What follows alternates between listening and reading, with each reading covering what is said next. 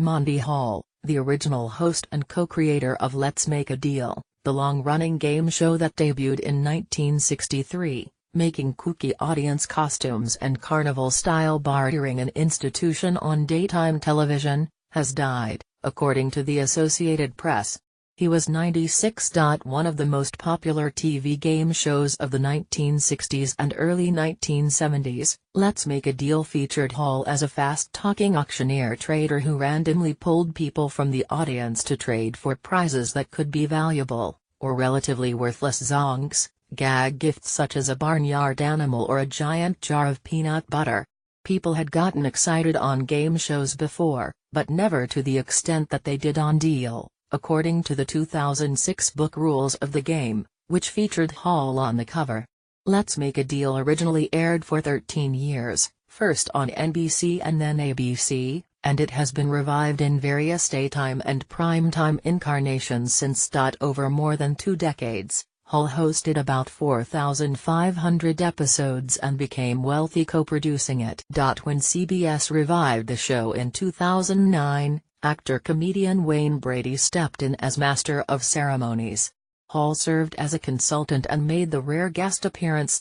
As he roamed the studio, Hall would barter with various contestants, giving a woman $5, for instance, if she could remember her driver's license number, then tempting her to trade for what was behind a door or box.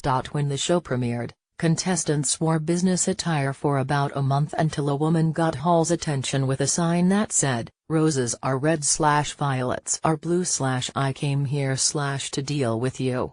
The next week, everybody had a sign. Then came the crazy hats, Hall told USA Today in 2001. 3 weeks after that came Jolly Green Giants, gorillas, sailors, pirates. NBC raised a corporate eyebrow over the outbreak of zany ensembles, but Hall said they would stay because it lends quite a flavor to the show, he said in a 2002 interview with the Archive of American Television. Hall compared hosting Deal to competing in a decathlon because he constantly had to ad-lib based on contestants' choices. He later said. A native of Canada, Hall moved to Los Angeles from New York in 1961, the year he turned 40, hoping to change his luck in broadcasting. He later said. For 5 years, he had tried to break through on TV in New York but ended up mainly appearing on what he called fringe stuff that included narrating the NBC Western anthology Cowboy Theater in 1957. He finally broke through hosting the CBS game show Video Village, which MC Jack Nars left early in its run in 1960. When production of the weekday game show moved west, so did Hall. In 1962, he sold Your First Impression, a game show that involved identifying a mystery guest, to NBC and met his future business partner, Stefan Hatos, a network employee. Over lunch at a deli at Sunset Boulevard and Vine Avenue, Hatos and Hall came up with the idea for Let's Make a Deal. It was inspired by The Lady, or the Tiger? The Frank R.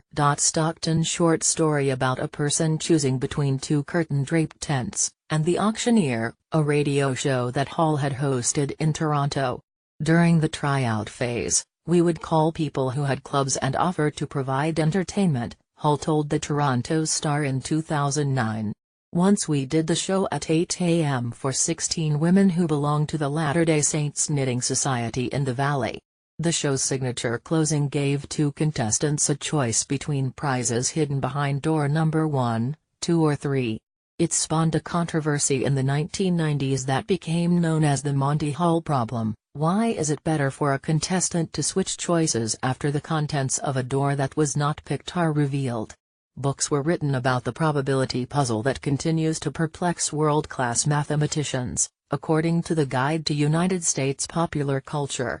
When interviewers questioned whether the show glorified greed, Hall invariably insisted it was about gambling or risking.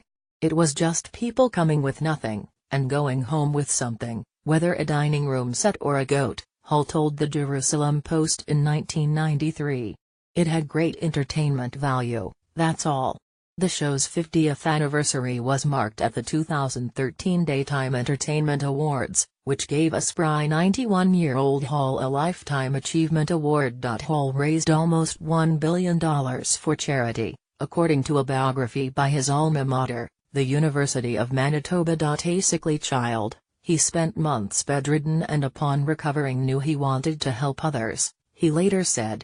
He was also influenced by his mother, who raised money for those in need even though we didn't have 2 nickels to rub together, he often said. He traveled extensively, often serving as Toastmaster at events for Variety Club, a children's charity with chapters around the world, and raised money for universities and hospitals in Israel. The son of a butcher, he was born Monty Hall on August 25, 1921, in Wien,